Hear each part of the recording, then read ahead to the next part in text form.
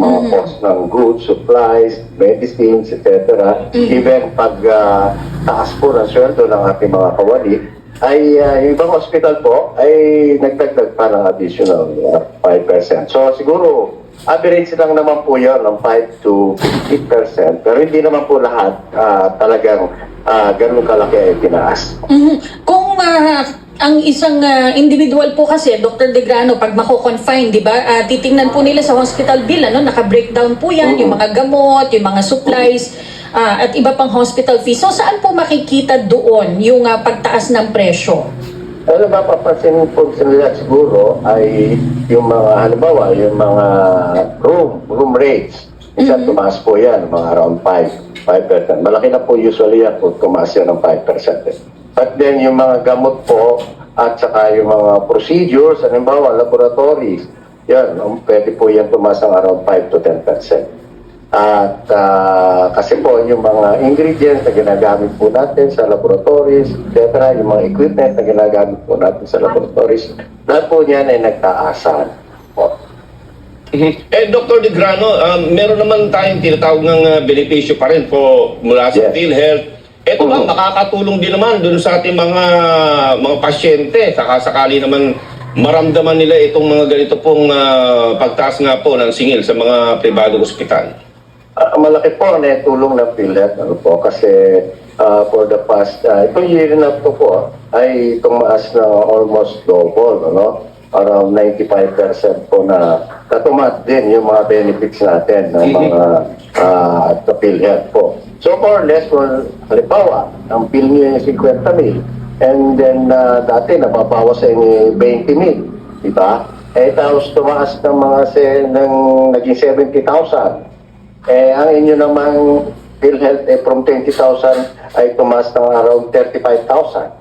So, ibig sabihin po, halos konti lang or halos hindi nyo mararamdaman na mayroong increase talaga. Kasi lumaki naman ang ating benefits.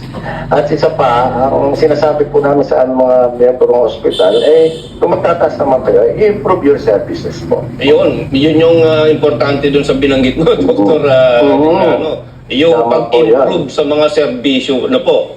Yes po, dapat po ganon at ipakita natin sa mga member na justified yung pagtataas ninyo ng mga rates na yan.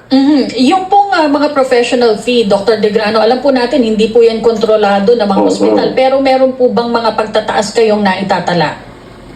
Actually, talaga po hindi namin yan pinapakialaman, kasi yung professional fees po ng mga doktor. Pero yun naman po yung usually may basis, Kasi yung professional fee po nila sa PhilHealth, fix po yan, And then, siguro, kung sa tingin nila ay nahirapan sila kanilang ginawang procedure, then that's all the time palagay ko na justified na medyo itaas nila. Pero sa tingin ko dapat po ay hindi naman dapat tumaas ng ganun kalaki ang kanilang professional fees. Okay, mula dyan, meron ka pa, Sam. Sige. Dr. Degrano, I'm sure nakarating din sa kaalaman mo po itong yung ulat ng Bloomberg sa mga pribadong ospital po sa Pilipinas. Yung issue po ng mga ospital pa rin na ayaw pauwiin yung mga pasyente. So far, may mga ganito pa rin ba tayong mga nakukuhang reklamo sa part po ng mga private hospitals natin? Meron din po, pero meron naman po tayo dyan na tinatawag natin na PN, promissory notes. Dapat lang po makipag-usap sila sa pamuno ng ospital para gumawa sila ng promissory notes. Although, siyempre, may kaakibat po yan, mga minsan kailangan kayo, meron kayong collateral, etc. Meron kayong mga co-major minsan, at halimbawa, pwede naman kayong magbigay ng cheque, post-dated. Pwede po makipag-negotiate o makipag-usap sa pamuno ng ospital.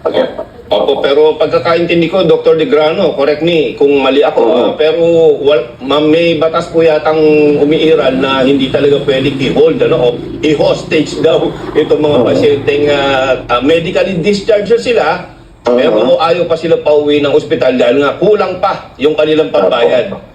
Tama po yun. At yun po ay nag-a-apply kung ang pasyente ay nasa charity ward. Ayun. Pero kung nasa private ward po yun, hindi naman po nakalagay sa law na pwede nyo sila, kailangan lang mag-execute sila ng promissory note at baka pwede po silang medyo pigilin ng ospital hanggang hindi sila nakakipag-ayos sa paggawa. Opo. Okay, Dr. De Grano,